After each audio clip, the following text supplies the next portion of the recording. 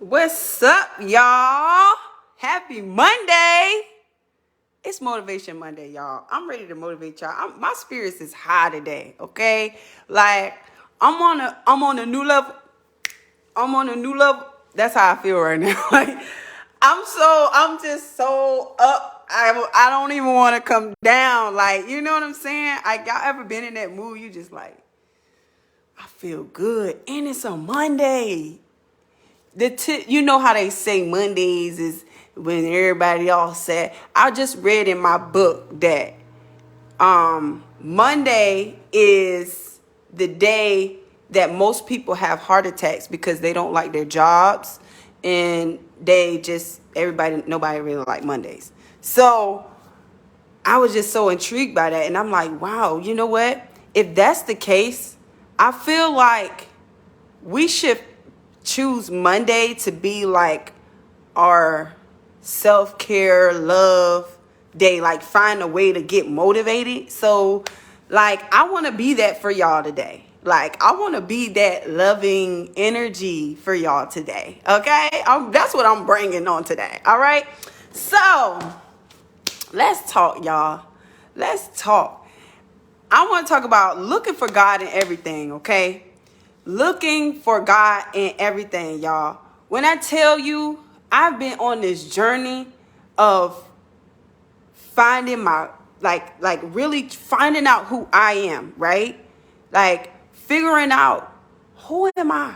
Like, do I really know? Like a lot of us spend our entire lives trying to figure out who we are. And that's what life is about. Like just unveiling who I truly am deep down in my soul. A lot of us feel like we know who we are, and really we have not a clue, because a lot of people around us, a lot of things around us have shaped who we are, but that's not who we really are. So it's up to us to like dig deep down in there and like find out who God created us to be, right?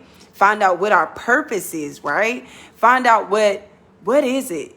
Why does God have me here, right? For me, right, I used to look at life like stuff used to happen to me all the time, and I'm just like, here we go again. That was my mentality. Like, here we go again. What's next? All right. Like, I was just like I was expecting the troubles to come. It was my expectation, because I'm like, it always happens. What's next? And it's like, and usually when we have that mentality, it stems from somewhere, right? Mine came from, and I know I talk about this all the time, but mine came from when my father passed away. And anytime that I call him, he will always call me back. Let me know, I'm busy right now, but I'm going to give you a call back. But when he didn't call back, I assumed everything was okay. My dad going to call me back. I'm the only child, he gotta talk to me. So then when I found out when he didn't call back, and the next, like, I started to worry, because the next day came, and I'm like, he still ain't called me back. So I'm calling him, and not getting any response. And then lo and behold, my father was murdered. And you know what? I have found a way to cope with that. When I look back on my life, I realized that a lot of my past is absolutely connected to my future in my very present moment right now. A lot of us don't feel like that, but it's so true. And until you step into that figuring out who you are, that's what life is about. We think that life is about surviving and this and that and the third. First of all, we don't know. We all have to face death one day. Every single one of us. It don't matter if you saved, you unsaved, you love Christ, you don't love Christ. It don't matter. All of us have an expiration date. So that's something we just got to come to grips with. And it don't matter. Even if you saved or unsaved, you can be the safest saint in the world. You still got to face death. And you don't know when your time is coming. You know what I'm saying? So, but once you just just not get so attached to what's going to happen or what happened, and just take every day take life one day at a time. Just figure out, like, just finding out who you are, things in that nature. Then I'm telling you, life will just begin to just like happen for you. Like everything will just be falling into place, because you're not focused or too attached on the end result. You know what I'm saying? So I know, and a lot, the thing is, y'all will hear me repeat stuff. Hey, Jovan, y'all will hear me repeat things often, because faith comes through hearing. All right. Faith comes through hearing. So I'm going to constantly be repeating things so that you can, it's gonna get programmed in your mind. Everything that has been programmed into your mind. So the way that I can help you get to get that inside your head, faith comes through hearing. The way that you actually begin to trust in God and believe in God and know that He has your back no matter what the circumstance is, then life will begin to just fall right into place. All right. Now, I know I went over this verse one time, but I actually wrote notes this time. Like, y'all, I've spent time to write this thing out. All right. So I'm going to take the time that I have. I ain't even going to hold y'all long. I'm going to try to make it about 35 minutes, and I'm out of here. All right. Now, the verse I want to focus on: but seek first His kingdom and His righteousness, and all things will be added to you as well. Okay. So you know what I did? I looked up the word seek, right? So, because, sometimes the interpretation that man has versus the interpretation of God can be different, right? So, according to Google, seek means to attempt to find, attempt or desire to obtain or achieve, right? Now, my understanding of seeking is to pursue something with everything in you until you find it. Right? So, okay. So in life, right? We all are searching for something. It can be love, happiness, what else? Approval, achievements. We want something. All of us want something right here, right now, where we are. We all want something. All of us, we all do. As humans, it's a natural thing for us to want something. We all are searching for something, right? But in God's word, it says the first thing we should do, we should be seeking His kingdom and His righteousness, right? We should be seeking His kingdom and His righteousness. For lack of better terms, we should look for God in everything. Look for God in every single thing that you, even circumstances that don't make sense.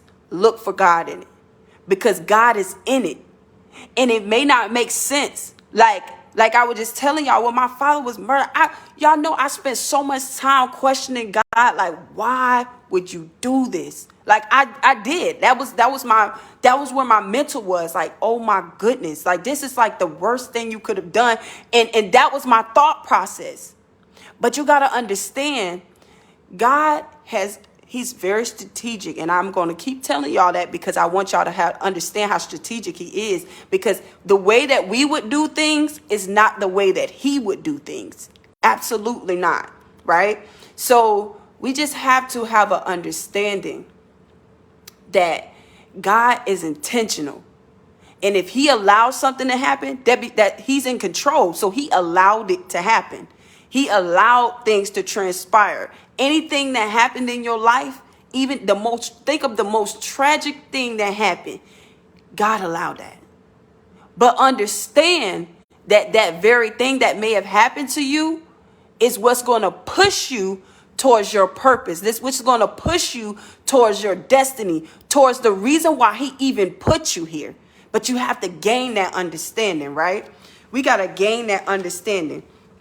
So whenever you are in a situation, good or bad, you should be asking yourself, where is God in this? God, what are you trying to teach me? God, what is it that you're trying to reveal to me? Okay? We got to understand these things. Now, the problem we are having is we are getting all bent out of shape because of what is happening around us, but we are not looking for God in it. We're not looking for God. We thinking the worst. We making up new scenarios and all sorts of stuff. You know what I mean? We're not looking for God. If you look for God in it, he's going to give you, let me tell y'all, God gives you a peace that surpasses understanding. If you don't have God, you won't understand the peace that I'm talking about. This type of peace, you have to be connected to God in order to have.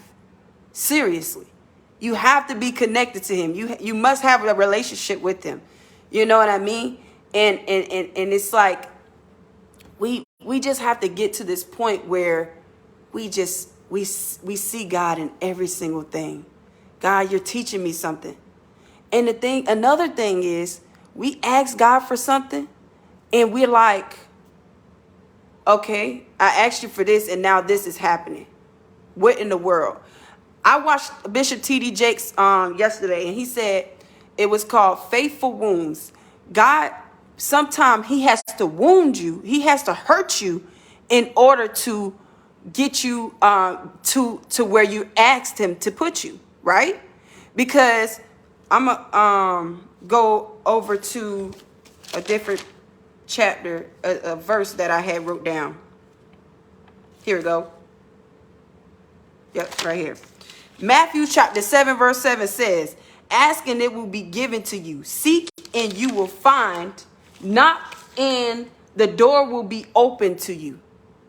So that means whatever you ask for, you can have it. All of it. You can have all of it. That's the thing. But God said, when you ask, understand what you're asking for. Understand what you're asking for. God doesn't give you anything that you're not prepared for. God doesn't give you, just like your parent, just like a regular parent. God is our Father. Look at him as your parent, your adulthood parent. He's not giving you nothing that you're not prepared for, right?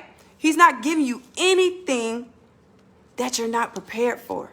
And he told us already, he told us what to do. He said, seek first his kingdom and righteousness, and all these things will be given to you as well.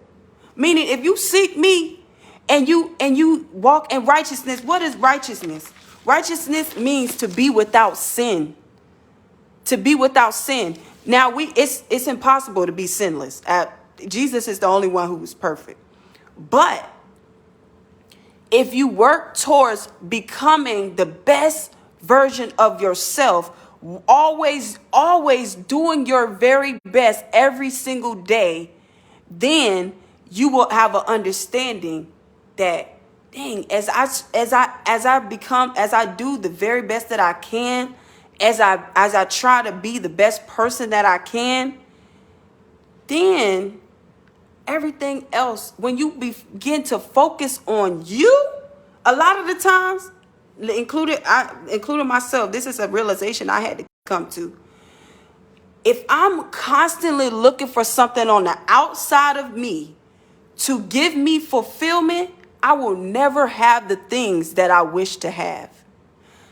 We cannot gain an attachment to the material things. Y'all know what I used to say all the time? I want to be a millionaire. I want to be a millionaire. I want to be a millionaire. The thing is, I can't be so attached to the end result, because guess what? If that never happens for me, then I'll be disappointed. I'll feel like my God is a failure, but he's not a failure, because he told me all you need to do is seek my kingdom and my righteousness, and I will give you all those things that you feel like you want. But you have to first seek my kingdom and my righteousness, and all those things will be given to you. So the best thing you can do, focus on bettering yourself. How can I improve myself? In what area in my life do I need to improve? Right? In what area of my life do I need to improve? First Chronicles chapter 16, verse 11 says, look to the Lord in his strength. Seek his face always. Always. Even in the worst moments of your life. Seek his face always. All right? Not sometimes. Don't wait till you hit rock bottom. Don't wait till you at your wit's end. Seek his face always. Okay? Now,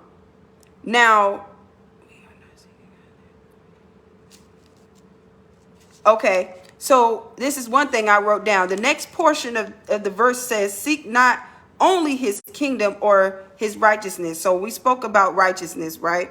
Now, according to Merriam-Webster, right, righteous means acting in accord with divine or moral law and free from sin or guilt, right? Hey, Elijah, how you doing? Now, we already spoke about how we can't be free from sin.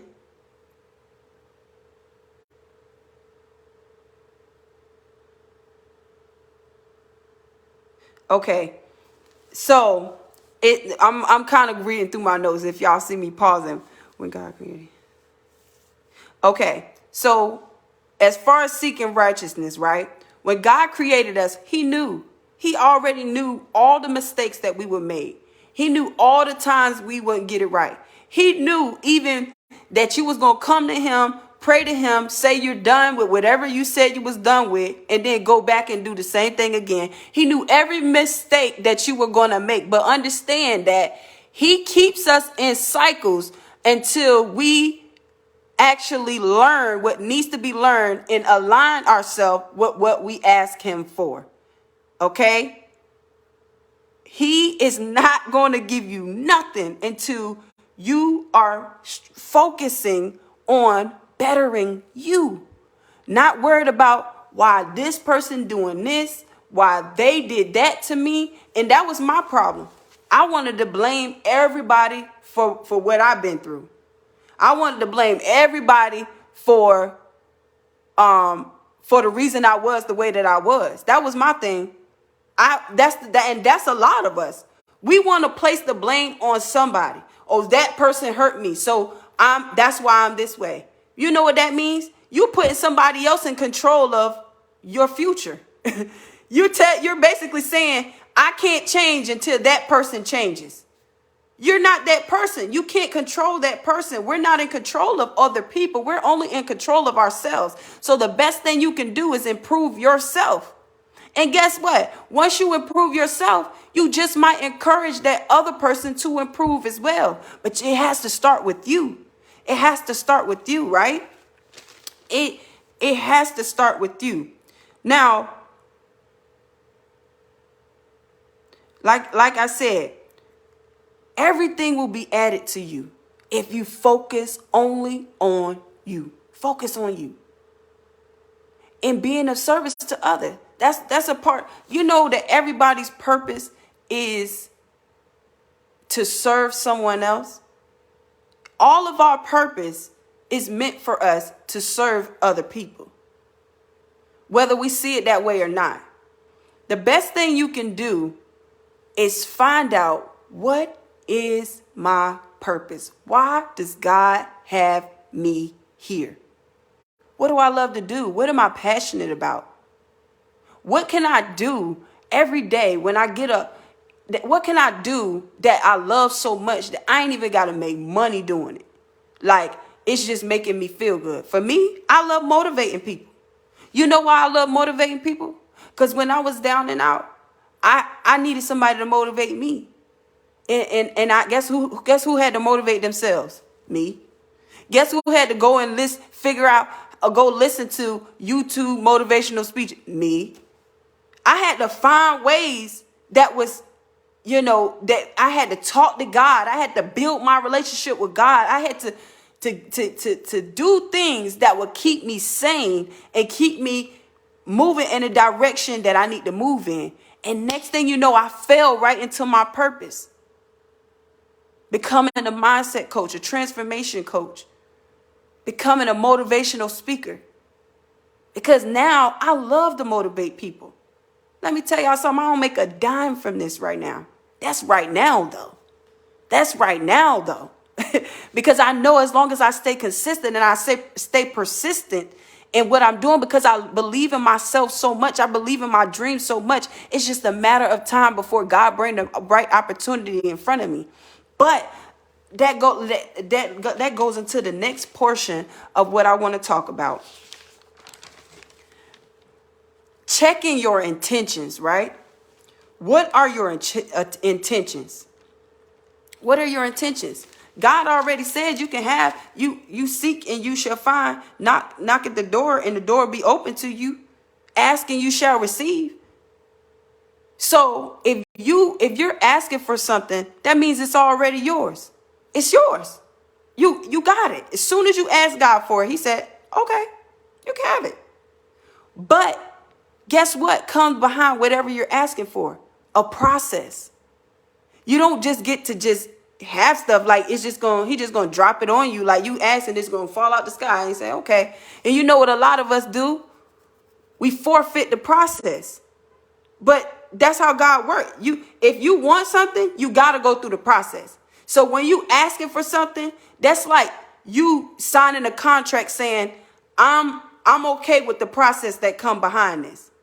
You're signing like a spiritual contract with God saying, I'm okay. Whatever come with whatever I ask for, that like you're mentally doing that when you ask for something from God. He's going to give it to you, but he's got to wait until you come into alignment. And the reason why he does that is because he's waiting for you to come into agreement that it belongs to you. A lot of times when we're not receiving something, it's because we might feel like we want it in our hearts, but honestly, why do I want this thing that I want? Do I want it because I see it? I saw somebody else had it. Am I trying to prove something? Do I need validation? That's not the right reasons to want something. That's not the right reasons to want something. Have you ever noticed, like for instance, this is what used to happen to me. When I used to apply for jobs and I used to be going hard, looking for jobs. And then finally I land a job. And then next thing you know, when I'm at that job, all the jobs that I done hit up, they hit me up now. 3 months later, 4 months later, 5 months later. I'm like, well, I got a job now. That's because you won't focus on it. A lot of the times when you just focusing on bettering yourself, when you just focusing on you, not focusing on what's outside of you, you're not even focusing on whatever it is that you want. You can't even focus too much on that because if it doesn't come at the timing that you expect it to, you're going to forfeit. You're going to say, I'm done. I don't want to do this anymore. But the key is to stay the course. You got to stay the course and check your intentions. Why do I want it? A lot of the times we think we want something, but when you come into your true self, when you come into your higher self, a lot of the times you're going to be like, man, I thought I wanted that, but I don't even want that. That's right. Your heart posture has to be right. Your heart posture has to be right. If your heart not right, God not giving you nothing. You got to fix your heart. Fix your heart. A lot of times we like, man, I done did everything. You think you did everything. You might have did everything physically, but what's your heart looking like? When God reads your heart, what is it looking like? And that, you know what, I had to figure that out for myself. I'm like, man, God, I've been staying the course. I've been consistent. I've been doing this. I've been doing that. But he keeps saying, your heart not right. That's why he had to reveal to me, you got to learn to forgive. If you don't learn to forgive, I can't give you none of this stuff. Because the minute that I give it to you, you gonna be treating people like you shouldn't be treating them. I give you grace and mercy. Why can't you do the same for other people?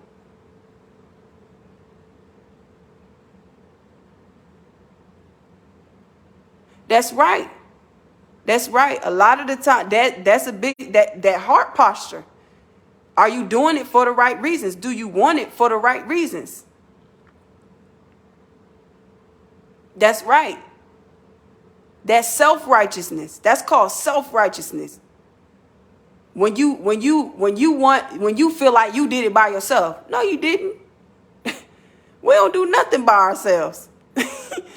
That's one thing. And y'all, let me tell y'all something. I'm so glad that God get me together all the time. Every time. He will sit me down and be like, listen, you know I'll humble you. And he has done it many times. He has had to pull me back from stuff like, hold on. Let me show you. Don't forget. And I'm not even gonna go into that because it ain't the time for that. But that self-righteousness is it get you cut short. It'll get you cut short.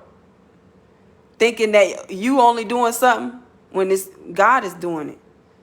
You got a divine source. You got a higher power. You got the creator, the person who created, the one who created everything, heavens and earths, good and bad, all of it. He in control of all of it. So if he need to pull you down or pull you back to get you together, that's what he does. Bishop T.D. Jakes, he said the analogy he used was the bow and arrow. Sometimes God got to pull you back to catapult you forward. That's what he has to do sometimes. That's just what God does.